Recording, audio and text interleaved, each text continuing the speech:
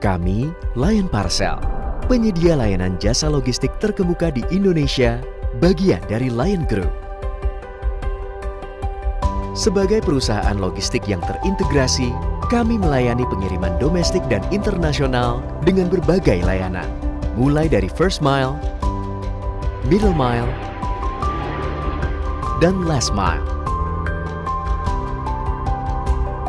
Dengan menggunakan armada pesawat sendiri untuk mempermudah jangkauan pengiriman, saat ini kami sudah menjangkau lebih dari 98% area di Indonesia, didukung oleh ribuan agen, kurir, serta armada yang tersebar di seluruh Indonesia.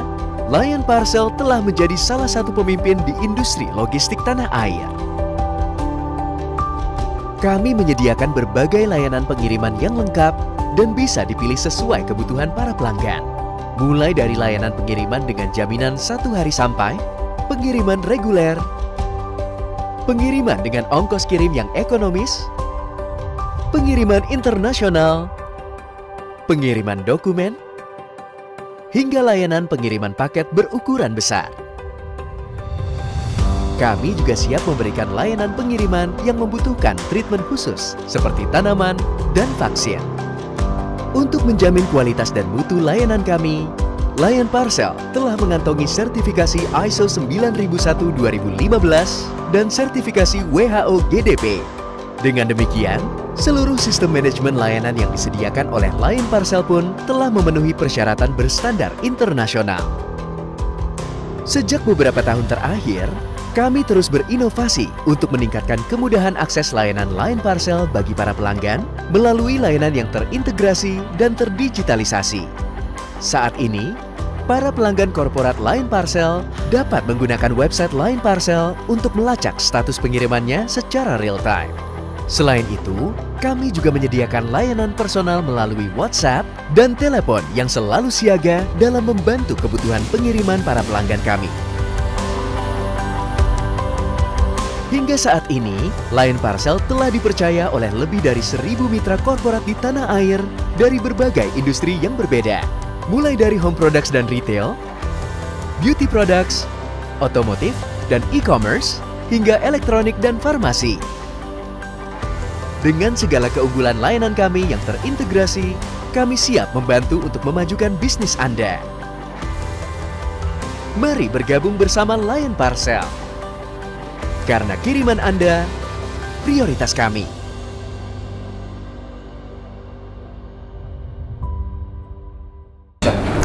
Oke, Transgo sekarang bersama saya Dini. Di samping saya sudah bersama Pak Kenny dari Chief Marketing Officer Lion Parcel.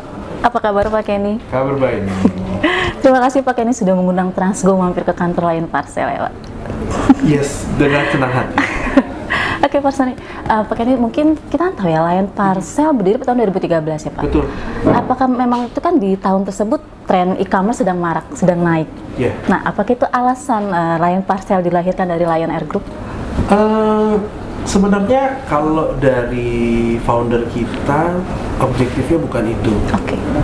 Tapi objektifnya at that time adalah Lion Group sendiri punya bisnis kan air freight ya, maksudnya penerbangan gitu ya. Nah di saat itu melihat penerbangan juga sedang grow, terus kemudian dari setiap terbang itu ternyata ada space, yaitu di belly space-nya pesawat, gitu ya. Nah itu kan sebenarnya menjadi sebuah peluang, gitu ya. Apa sih yang bisa didapatkan dengan menjual space tersebut? Lion Parcel sendiri sebenarnya secara perusahaan itu belum lahir. Jadi yang lahir dulu sebenarnya adalah Lion Cargo. Nah memang dulu Lion Cargo ini punya banyak sekali agent. Jadi orang kalau mau ngirim ke Lion Cargo, gitu ya, terus dilayani bulky, terus hub to hub. Gitu ya. Tapi melihat terus di 2013 kok kalau cuman kargo bisnisnya jadi nggak end to end gitu ya, makanya dikembangkanlah Lion Parcel yang bisa ngirim door to door, sehingga secara value itu lebih value-nya ditambah gitu ya. Sehingga nanti nilainya jadi lebih naik karena service yang diberikan bukan hanya ngirim hub to hub tapi bisa dari door to door. Sehingga value yang diberikan bisa lebih tinggi, nanti value yang didapatkan juga lebih tinggi juga. Jadi sehingga Lion Parcel memutuskan untuk bikin logistik, dan di saat itu pun Lion Parcel itu juga masih menjadi salah satu agennya Lion Cargo gitu. Jadi tapi sekarang kan karena bisnis Lion Parcel juga udah berkembang jauh berlipat dari dulu 2013, makanya sekarang udah Lion Parcel sendiri, Lion Cargo sendiri sebenarnya. Nah, jadi Lion Parcel pun secara bisnis juga sudah lebih berkembang, channelnya juga udah lebih banyak, gitu sih. Oke. Jadi kan Pak Kenny sempat mention karena ada memanfaatkan kekosongan pada armada pesawat Lion Air. Betul. Nah, keuntungannya di Lion Parcel sendiri apa sih Pak selain itu? Ya pasti gini.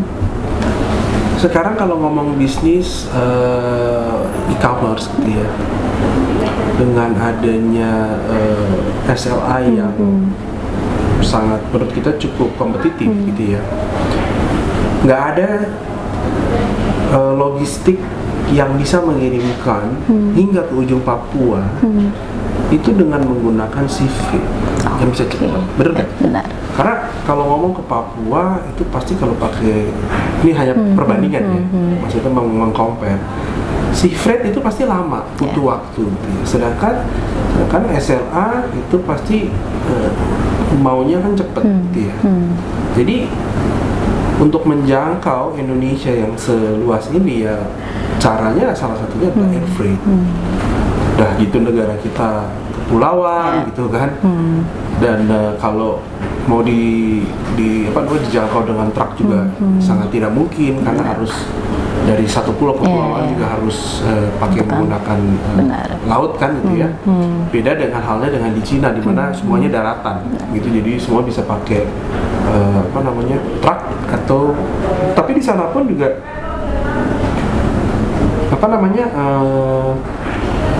pesawat terbang juga berkembang juga pengiriman dengan menggunakan air freight gitu. Jadi ya menurut kita kelebihannya ya pasti dengan sekarang ya banyak sekali e-commerce gitu ya yang juga bayarnya sangat demanding gitu ya. Dengan SLA ya Lion Parcel punya advantage itu, yaitu dengan punya Lion Group sebagai family family group lah gitu ya, kurang lebih gitu. Itu kelebihannya. Yang kedua ya Lion Parcel sendiri tidak merasa tidak hanya infrastruktur aja yang kuat gitu ya. Air freight yes, gitu ya. Tapi kita juga melihat armada truk juga jadi satu advantage keunggulan kita yang harus kita kembangkan. Kenapa kita mulai melihat armada truk ini menjadi juga satu keunggulan gitu ya. Ketika tahun lalu 2021 ada pandemi di mana pesawat waktu itu frekuensinya drop gitu ya. Karena juga kalau dipaksain terbang juga yang berangkat cuma segelintir orang, itu kan pasti rugi gitu kan ya. Mau nggak mau at that time itu penerbangan itu akhirnya mengurangi frekuensi, dan di satu sisi logistik sedang bertumbuh. Akhirnya wah ini mau dikirim gimana gitu kan. Akhirnya kita punya backup plan, yaitu adalah menggunakan trucking. Dari situ adalah titiknya bahwa Lion Parcel juga harus punya armada truk yang juga strong gitu ya.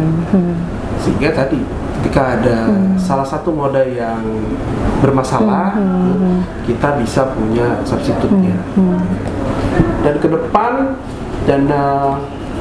kita juga sudah mengembangkan, karena kita juga baru launching juga paket kita namanya Big Pack, yaitu menggunakan armada sea freight. Jadi ternyata juga banyak market yang ngirim barang. Kalau zaman dulu tuh saya ingat ada orang tuh namanya bahasanya kulakan, ya kan ya, beli di Tanah Abang, dibawa ke daerah, nanti buat dijual lagi. Benar. Nah, itu biasanya kan dia belanja sekali langsung bal-balan atau poli-polian dan dikirim. Dan itu ternyata itu marketnya Sifree. Dan makanya kita juga akhirnya memutuskan re-campaign produk kita di Pack. Itu. Di satu sisi tadi udah kita dari Armada, di satu sisi juga kita punya inovasi gitu ya. Di satu sisi juga kita sangat juga open dengan namanya sistem. Ya, kita develop, kita juga punya sistem yang dikembangkan oleh internal. Bagaimana supaya agent kita yang ada 7.000 itu seamless gitu ya ketika mau melakukan booking.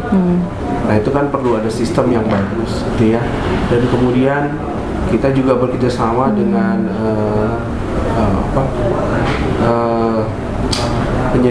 cloud service gitu ya, sehingga kita bisa taruh atau server kita ada di cloud, sehingga kalau ada lonjakan traffic at that time kita bisa tambah capacity dengan mudah gitu. Itu udah salah satu yang juga menarik. Di samping sisi itu juga inovasi, jadi juga inovasi kayak kita di apps, kita juga waktu mulai COVID itu kita punya apps sebenarnya as simple as at that time tuh orang males banget yang namanya ke agent gitu yang ngirim, karena aduh takut kena COVID dan segala macam. Akhirnya ya kita pikir, oh ini ada peluang baru nih, itu adalah dimana orang bisa request pick up itu dengan cara buka apps, kan request pick up, dan satu barang pun akan di pick up. Jadi gitu. Jadi kuncinya adalah memang segala lini kita sedang lakukan improvement, sehingga jadi satu logistik yang benar-benar bukan hanya logistik ya tradisional, tapi juga satu logistik yang modern dan inovasi. Oke, berarti kan sudah berjalan 9 tahun ya Pak untuk Lion Parcel? Betul, 9 tahun ini. Bisa pakai cerita nggak sih 1 sampai 3 tahun pertama, tantangan dan kendalanya itu seperti apa sih? Oke, kalau mungkin gini, saya memang nggak mengalami secara langsung lah ya, tapi kalau mendengar dari previous leadernya yang sebelumnya, pasti ya memang Lion Parcel itu awalnya dibikin konsepnya memang kayak seperti semi startup gitu ya. Ya, jadi memang berangkat dari tim hanya berapa segelintir orang, mengerjakan yang pekerjaan yang penting-penting aja dulu, gitu ya. Pengiriman juga, volumenya juga masih sedikit sekali, gitu ya. Secara brand juga pasti juga belum dikenal, orang belum dikenal, gitu ya.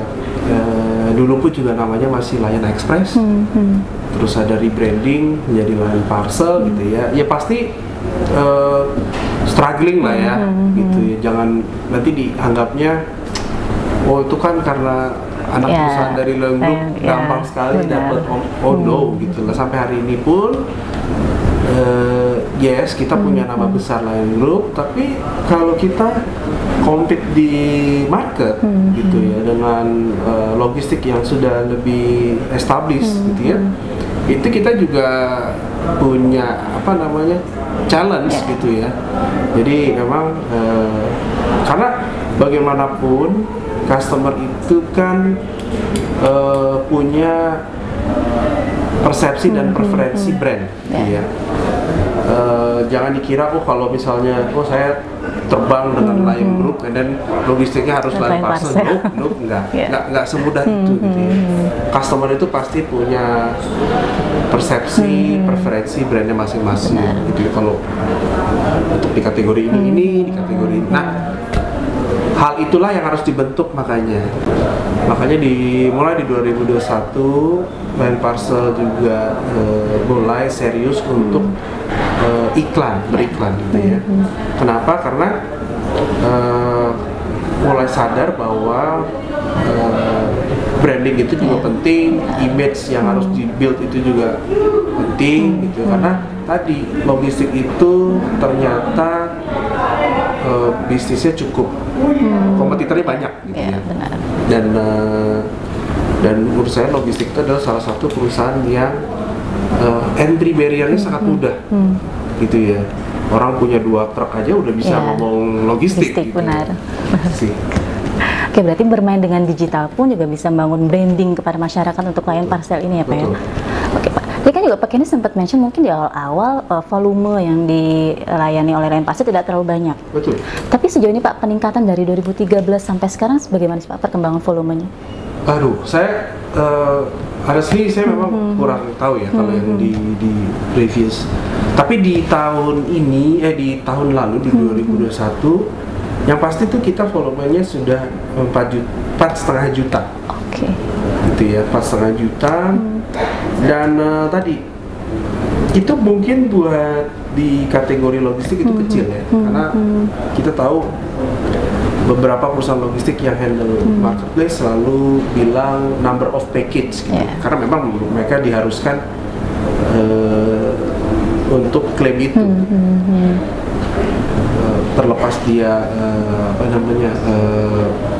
dapat suntikan dari private investment atau tidak, itu beda lagi ceritanya. Tapi buat line parcel yang mana sebagai private company, pasti kita the number of packet memang kelihatannya hanya 4,5 juta gitu ya, tapi klien yang kita handle saat ini itu memang sangat besar itu di B2B dan retail. Gitu ya. Marketplace kita ada tapi belum besar gitu ya.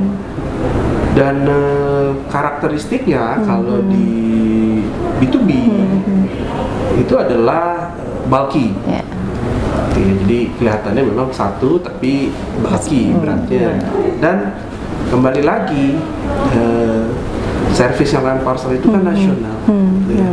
Semakin jauh sebenarnya semakin mahal kan. Benar. Jadi itulah advantage-nya kita. Memang kita belum serius atau fokus atau masuk ke dalam marketplace. Tapi bukannya kita nggak mau, tapi kita sedang negotiate dengan beberapa partner marketplace untuk kita juga bisa menjadi salah satu 3PL di marketplace mereka. Berarti saat ini fokusnya ke B2B dan retail ya Pak ya? Bukan. B2B dan retail itu selalu menjadi fokus. Bukan ini. Tapi sekarang pun marketplace juga akan kita sedang seriusin juga. Jadi itu juga serius. Sekarang juga ada apps juga kita seriusin gitu. Jadi sekarang tuh empat-empatnya serius lah gitu. Jadi bukan hanya B2B dan retail. B2B dan retail tuh udah jadi apa ya? Udah BAU lah. Gitu. BAU.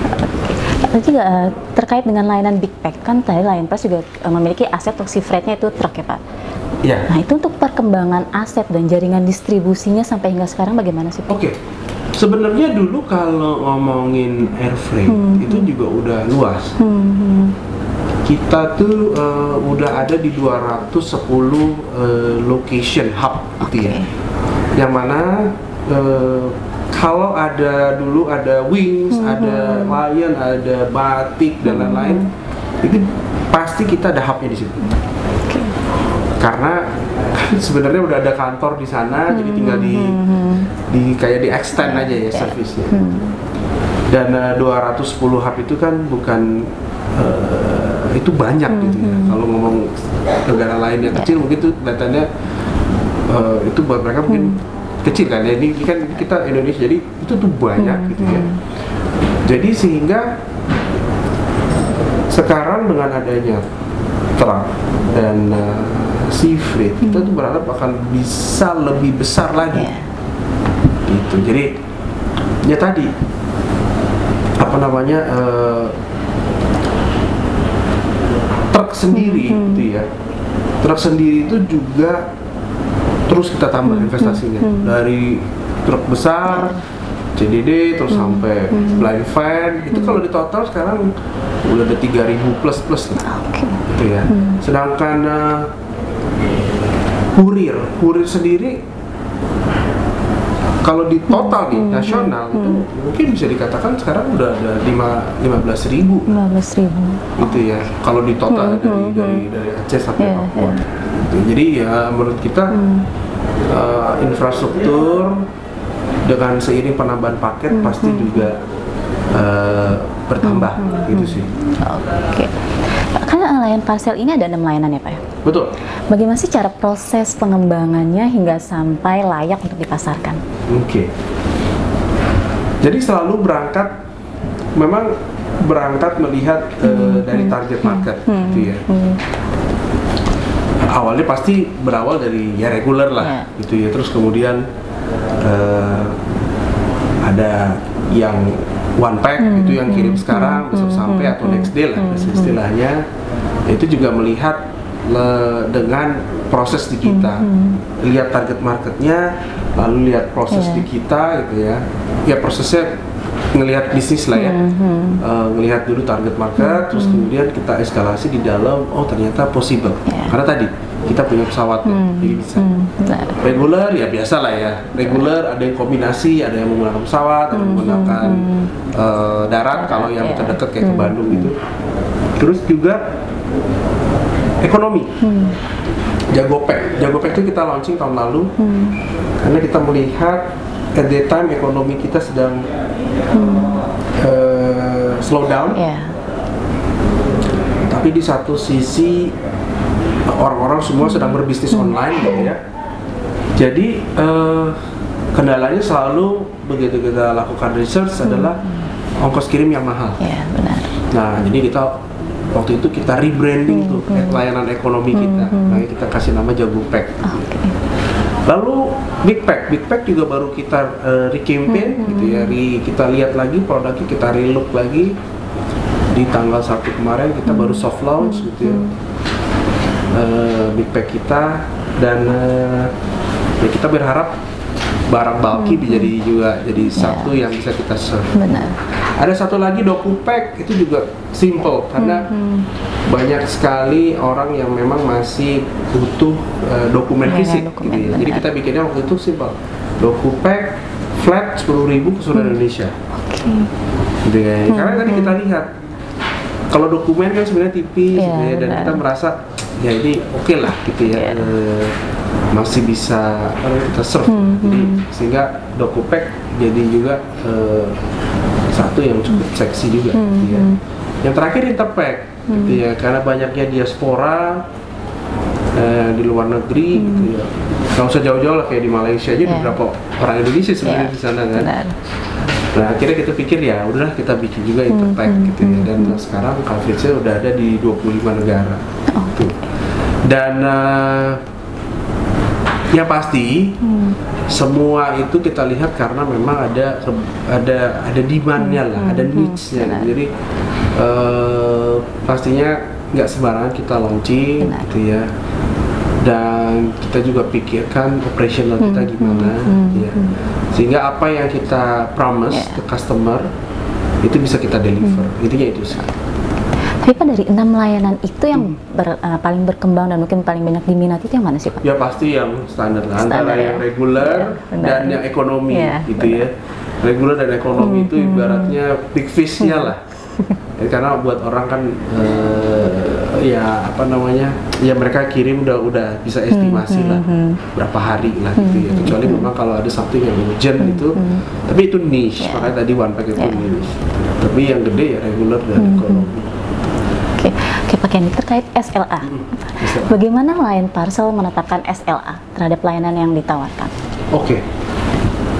Sebenarnya di SLA itu ada tim, tim kita ada tim network itu yang memang fokus untuk menghitung SLA gitu ya. Udah hitung dari first mile, jika barangnya dari marketplace, di pick up berapa lama, lalu di middle mile-nya itu ya masuk. Kalau yang kayak pakai pesawat berarti kan harus masuk ke gudang bandara. Di gudang bandara lihat schedule pesawatnya ada nggak gitu ya. Terus nyampe di destination, masuk ke hub sortir, lalu sampai ke customer gitu ya. Kalau misalnya nyampe-nya pagi bisa masuk pengiriman cycle 1, 2, atau 3 gitu kan ya. Dan itu dihitung sebenarnya satu-satu gitu ya.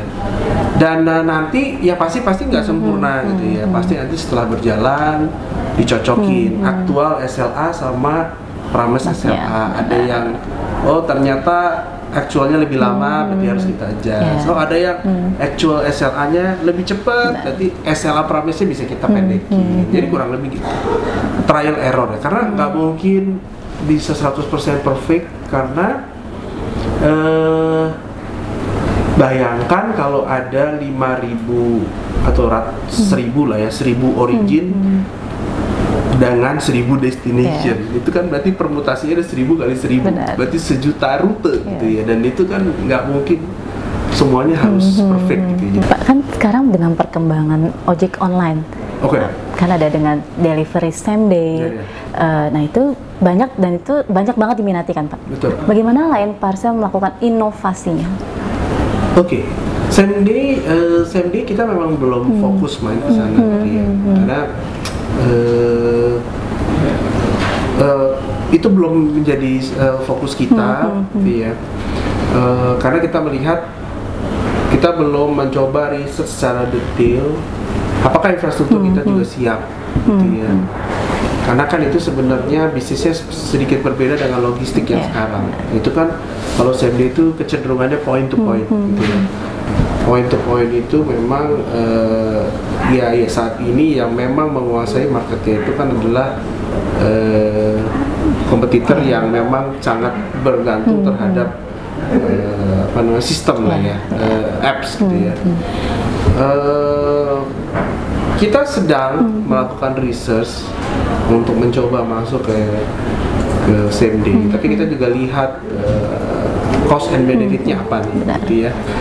Jangan sampai juga ibaratnya kita belum jadi winner di core ya yang bisnis utama kita itu, tapi kita udah mencoba ke bisnis lain yang istilahnya baru buat kita, sehingga nanti akhirnya kita jadi nggak fokus gitu. Tapi buat kita gitu sedang melakukan research gitu, tidak menutup kemungkinan, karena itu part of innovation ya gitu. Jadi kita melihat setiap peluang gitu ya, itu juga kita pasti selalu lakukan assessment gitu ya, sehingga nanti kita decide apakah kita akan masuk ke bisnis itu atau tidak. Pak, kan juga tadi juga sempat ada layanan big pack atau untuk yang kapasitas besar ya Pak ya? Betul. Ini pun juga banyak kompetitor yang memang melayani hal tersebut. Betul. Bagaimana dengan Lion Parcel untuk mendakapi atau perkembangan so far selama ini untuk big pack seperti apa sih Pak? Karena kita baru relaunch sebenarnya satu Agustus kemarin. Dan kita masih mencoba test the market gitu ya. Kita masih di awal ini kita masih melihat agent-agent kita lakukan education dulu ke agent-agent kita supaya mereka bisa mulai berjualan gitu lah ya. Tidak menutup kemungkinan nantinya pasti kita lakukan campaign gitu ya terhadap layanan baru kita ini. Tapi memang biasanya produk baru tuh butuh waktu untuk dilakukan edukasi, karena kan prosesnya baru, ya, knowledge-nya juga harus ngerti gitu ya, produknya juga berbeda, jadi memang udah gitu harus mengedukasi ke 7.000 agent di seluruh Indonesia dengan macam-macam lah ya, skillnya pasti perlu waktu lah gitu. Jadi ya kita tim saat ini juga sedang melakukan sosialisasi terus-menerus reguler, sehingga mereka nanti bisa mengerti lah. Kan tahun lalu sempat viral mengenai sistem COD.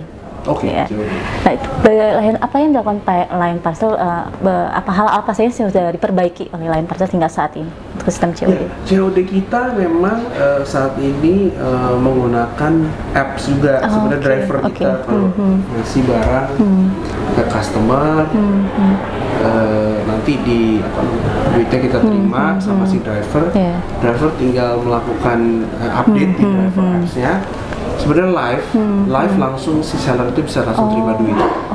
Nah itu yang terpenting itu sih. Jadi, bagaimana supaya seller bisa langsung menerima cash money-nya, karena problemnya seller atau UMKM di Indonesia itu kan adalah cash flow ya. Mereka kadang-kadang usahanya medium, small, yang sangat tergantung dengan delay on cash gitu ya, untuk melakukan pembelian lagi, belanja lagi dan semacam. Makanya kita berpikir gimana dengan teknologi salah satu driver apps kita itu bisa melakukan update gitu ya. Ketika udah terima uangnya diupdate sistem, and then sellernya yang ada di jauh di sana langsung terima itu sih. Oke. Terkait fulfillment dan mega hub, kan beberapa kompetitor sudah mulai mengembangkan dan membangun mega hub atau fulfillment ini, Kak. Bagaimana dengan Lion Parcel? Ya, fulfillment kita juga sudah mulai investasi di fulfillment karena memang ini juga demand dari para seller atau partner kita yang butuh ada servis tambahan gitu ya. Tapi di end of the day memang kecenderungannya itu adalah servis yang ditawarkan perusahaan logistik itu jadinya lebih end to end gitu ya. End to end tuh maksudnya tadi dari warehouse gitu ya sampai ke pengiriman gitu. Dan itu yang membuat customer menjadi lebih bisa lebih engage dengan logistik gitu ya. Jadi kita juga sedang mengembangkan fulfillment. Jadi kita sedang assess di luar Jakarta juga kita mau tambah sehingga nanti ke depannya bukan hanya Jakarta gitu ya, tapi kota lain kita juga punya fulfillment tersebut. Oke, Pak, kan kita sempat pandemi 2 tahun terakhir lalu ya. Justru untuk pandemi ini malah banyak order banjiran lah untuk perusahaan kurir yang lain. Bagaimana dengan Lion Parcel? Apakah mengalami hal yang sama juga? Ya pasti. Tadi contoh kayak di customer apps kita ya, itu aja pertumbuhannya sampai 600% atau 2 kali lipat. Itu ya salah satu faktanya. Di satu sisi juga di sisi retail itu juga bertumbuh ya.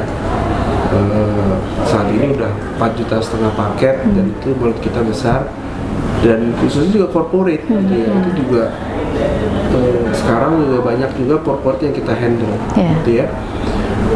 Yang sangat juga bisa dilihat adalah farmasi gitu ya. Farmasi itu juga salah satu klien kita yang sangat menurut kita pastinya demanding karena mereka produknya kan sangat rely on pada suhu, duration, makanya mereka prefer mengirimkan vaksin non COVID ya, atau segala jenis vaksin gitu ya, kecuali COVID itu mereka pasti cari air freight. Dan banyak juga sebenarnya kan sekarang banyak juga customer yang sangat care untuk kesehatan, health ya. Mau nggak mau, jadi produk-produk yang kesehatan itu kebanyakan adalah sangat rentan gitu ya, terhadap waktu dan suhu. Sehingga ya akhirnya mereka juga banyak yang kita layani gitu ya. Di satu sisi ya bisnis tetap masih berjalan ya. Bagaimanapun yang kayak core, kayak clothing gitu ya, fashion, itu tetap growing lah. Karena bagaimanapun kan orang tetap fashion itu kan juga ada needs juga, ya. Makanan juga. Jadi ya memang betul bertumbuh gitu. Cuma ya dan kita juga merasakan gitu kena impactnya. Itu sih. Tapi kan di saat yang bersamaan juga banyak perusahaan-perusahaan baru. Betul. Itu bagaimana sih cara Lion Parcel menghadapinya? Oke, yang pasti tadi sebenarnya kalau pakai prinsip marketing gampang gitu ya. Ada 4P, ada produk, produknya kita sudah sekarang ini kita merasa Lion Parcel itu adalah logistik yang produknya cukup komplit gitu ya. Ada 6 ya. Dari price sendiri kalau Mbak compare gitu ya, Lion Parcel dengan kompetitor, harga kita juga yang sangat affordable gitu ya, bisa dicek. Place, apa sih place ya? Tadi kita punya hub ya di 210, kita punya agent 7.000 tersebar di seluruh Indonesia gitu ya. Yang terakhir adalah promotion, kita regularly beriklan gitu ya, brandnya kita perbaiki, kita punya brand ambassador, kita Taslim di tahun lalu gitu ya. Terus kemudian kita lakukan campaign di digital gitu ya. Apa namanya, semua kita lakukan gitu ya, 4P tersebut, dan kita lakukan cek apa namanya, awareness kita secara berkala juga gitu, sehingga kita tahu ada di mana sih apa yang harus kita improve dan segala macam gitu ya. Sehingga nantinya as a marketing saya juga tahu apa yang harus diimprove atau tidak. Berarti di sisi inovasi, teknologi harus tetap dikembangkan terus ya Pak ya. Oke Pak, di semester 1 tahun 2002 kan sudah mengalami peningkatan yang cukup bagus ya Pak ya. Betul. Bagaimana untuk target di peningkatan semester kedua nanti? Target sebenarnya tahun ini target kita bertumbuh di 50%. Ya. Pastinya kemarin di semester 2 kan ada Ramadan. Kalau Ramadan pasti biasanya dapat peak ya tuh ya. Karena itu ya semua industri Ramadan itu jadi momentum lah ya. Jadi ya menurut kita kemarin di Ramadan kita juga merasakan impactnya, dapat apa namanya, peningkatan jumlah paket gitu ya. Di Q3 dan Q4 itu kita yakin akan lebih tinggi lagi gitu ya. Apalagi khususnya di kuartal keempat gitu ya. Dan itu kan memang biasanya tren itu di kuartal 4 meningkat dengan karena memang banyak momen gitu ya. Apalagi kalau di market itu kan bisa double dip gitu ya. Dan itu ya pasti akan berimpact juga. Dan pertumbuhan ekonomi juga sekarang makro juga apa namanya, pertumbuhannya cukup baik gitu ya. Inflasi bisa ditahan. Saya sih berharap faktor konsumsi dari masyarakat Indonesia juga terus gitu ya. Impactnya adalah berbelanja. Nah, berbelanja tuh buat logistik adalah jadi satu benefit atau bonus lah ya. Karena kita yang nganterin ya, ibaratnya gitu. Jadi harus terus belanja ya masyarakat Indonesia. Betul, harus belanja. Karena kalau nggak kita ekonominya nggak growing gitu. Oke, ini terakhir sebelum kita menutup wawancara hari ini, apa sih yang ingin Lion Parcel capai untuk beberapa tahun ke depan nanti? Iya, kita juga berencana memang di tahun 2023 itu ada keinginan untuk segera IPO gitu ya. Di satu sisi juga kita sadar Lion Parcel juga masih banyak ruang untuk masih bisa dikembangkan gitu ya. Apalagi sih yang kita nggak ibaratnya Lion Parcel udah punya dibantu sama Armada gitu kan ya. Dan tinggal bagaimana sekarang kita melihat peluang gitu ya, melihat peluang, lebih sering melakukan campaign gitu ya, mengenalkan ke customer supaya mereka aware dengan brand kita gitu ya. Sehingga akhirnya awareness-nya meningkat Lion Parcel. Dan mereka mau memilih kita gitu ya, dan image yang mau kita building tuh juga sebagai logistik yang affordable ya, yang bisa memberikan value for money itu tersampaikan, sehingga ketika orang mau ngirim paket gitu ya, ketika dia recall ada Lion Parcel dan itu supaya mereka menjadi apa namanya, preferensi mereka untuk ketika mau melakukan pengiriman paket gitu sih. Langsung jadikan top of mind masyarakat ya Pak. Lion Parcel. Top of mind itu end game-nya. Oke, baik Pak Kenny. Terima kasih Pak Kenny untuk perbincangan hari ini. Sama-sama. Terima kasih.